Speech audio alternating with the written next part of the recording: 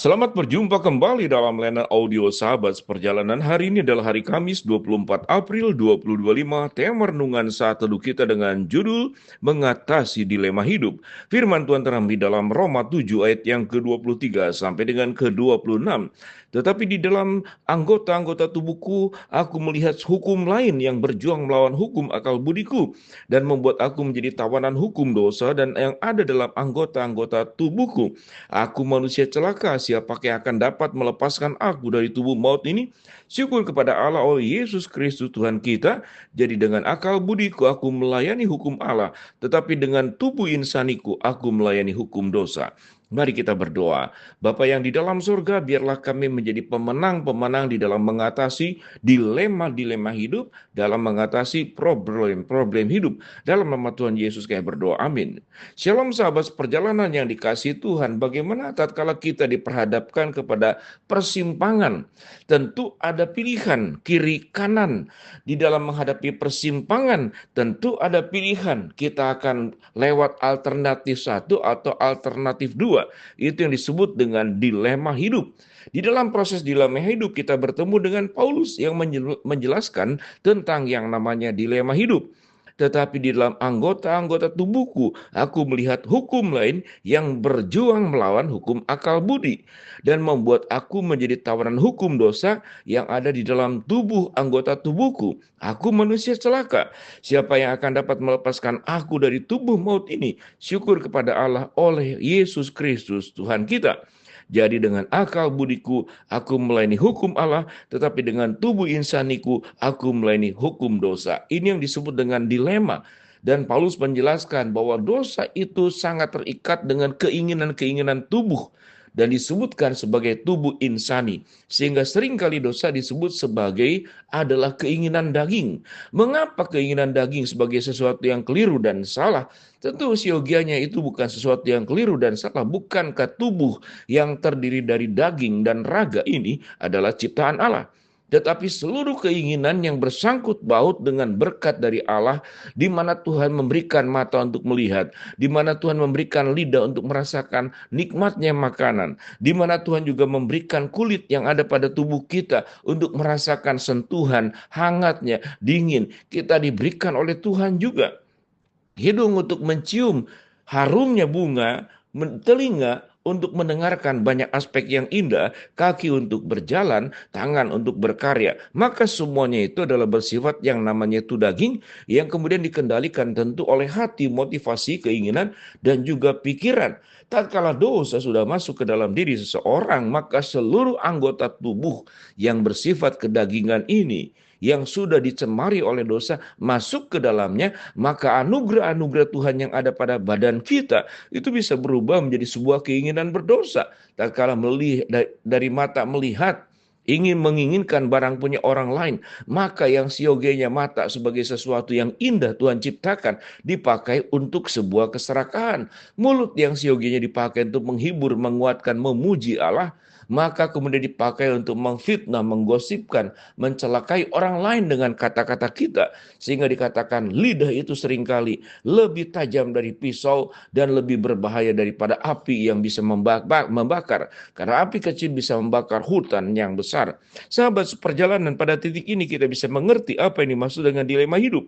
Dilema hidup itu bukan kesalahan daripada Allah. Allah memberikan free will. Itu sesungguhnya bukanlah sebuah dilema hidup.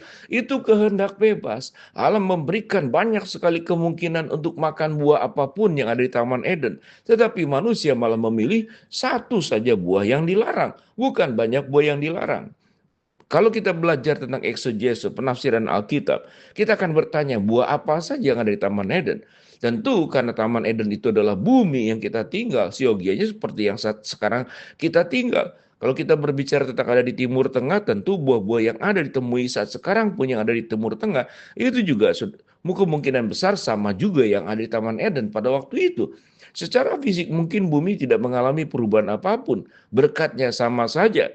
Kalau dikatakan apakah tanah itu dikutuk? Buktinya sampai sekarang tanah bisa menghasilkan buah-buahan tatkala kita tanam.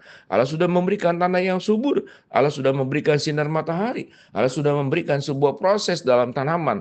Bagaimana kemudian bertumbuh, berkembang, sampai kemudian berbuah. Itu adalah anugerah-anugerah Allah. Tetapi kalau berbicara tentang dilema di dalam persimpangan jalan, mengatasi dilema hidup, kalau dikatakan mengapa dilema? Kalau kemudian kita memakai keinginan daging kita, keberdosaan kita masih kita sisipkan, hidup ada di dalam diri kita, sementara kita pun mau berjuang. Apakah kita akan berjuang melakukan hukum-hukum Allah atau kemudian memenuhi hukum-hukum dosa? Kalau memenuhi hukum-hukum dosa, maka tinggalkan Allah. Kalau ingin memenuhi hukum-hukum Allah, maka tinggalkan dosa. Hanya dua bagian itu. Seseorang menjadi dilema karena ingin kiri, ingin kanan. Sama seperti anak-anak. Kalau kita berikan satu coklat, dia genggam di satu tangan lain. Diberikan satu lagi. Lalu orang tua berkata, lepaskan yang satu, berikan kembali coklatmu, maka aku akan berikan yang kedua. Dia tidak akan lepaskan. Dia ingin genggam dua-duanya. Kalau kita berbicara seseorang anak tatkala menggenggam coklat dua-duanya, maka dengan senang hati dia berjalan. Kemudian tatkala berjalan dia melewati jalan yang licin. Tetapi karena dia tetap mau memegang kedua coklat daripada anak tersebut yang ada di genggaman tangannya, harusnya dua-dua coklat itu harus dilepaskan supaya dia tidak jatuh tergelincir karena jalan licin. Dia bisa pegangan ranting, pegangan dahan pohon, atau bisa menahan jatuhnya kalau itu pun jatuh dengan tangannya supaya tidak terjadi katakanlah sebuah kecelakaan yang parah, cedera yang parah. Kalau itu adalah gambaran yang sangat sederhana tentang sebuah kehidupan. Kalau kita hanya ingin menggenggam hukum Allah, kita ingin juga melakukan dosa, kita tetap akan ada dalam persimpangan menjadi hamba-hamba dosa. Maka firman Tuhan berkata, kita tidak mungkin menyembah Allah dan juga dengan waktu yang sama menyembah kepada Mammon. Kita tidak mungkin setia kepada Allah, tetapi dalam waktu yang sama kita tetap melakukan keinginan-keinginan daging, melakukan perbuatan-perbuatan dosa. Dengan demikian sahabat seperjalanan, hidup tidak ada yang namanya dilema hidup. Kalau hati kita sepenuhnya percaya, setia di dalam mengikut Tuhan, tidak belok kiri, tidak belok kanan, tidak menyimpang ke jalan yang salah.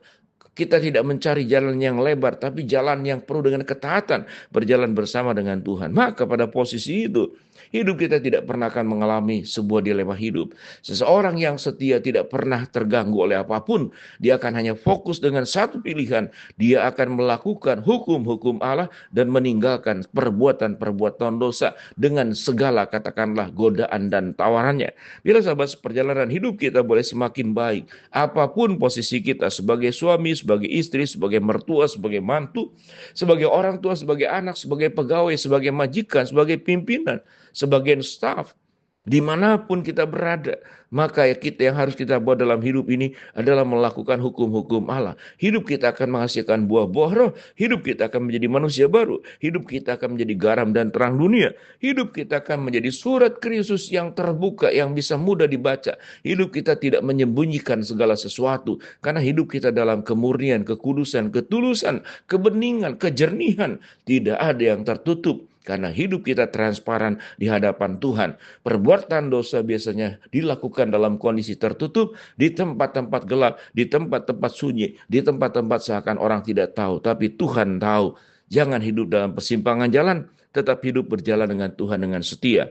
Mari kita berdoa. Bapa dalam surga, terima kasih buat kebenaran firman yang kami pelajari. Hamba mau berdoa buat sahabat seperjalanan yang sakit, Tuhan jamah sembuhkan. Sahabat seperjalanan yang sedang menghadapi masalah, Tuhan bukakan jalan. Sahabat seperjalanan yang sedang berdoa mengharapkan sesuatu, Tuhan kabulkan dengan waktu dan cara Tuhan yang terbaik. Di dalam nama Tuhan Yesus kami berdoa. Amin.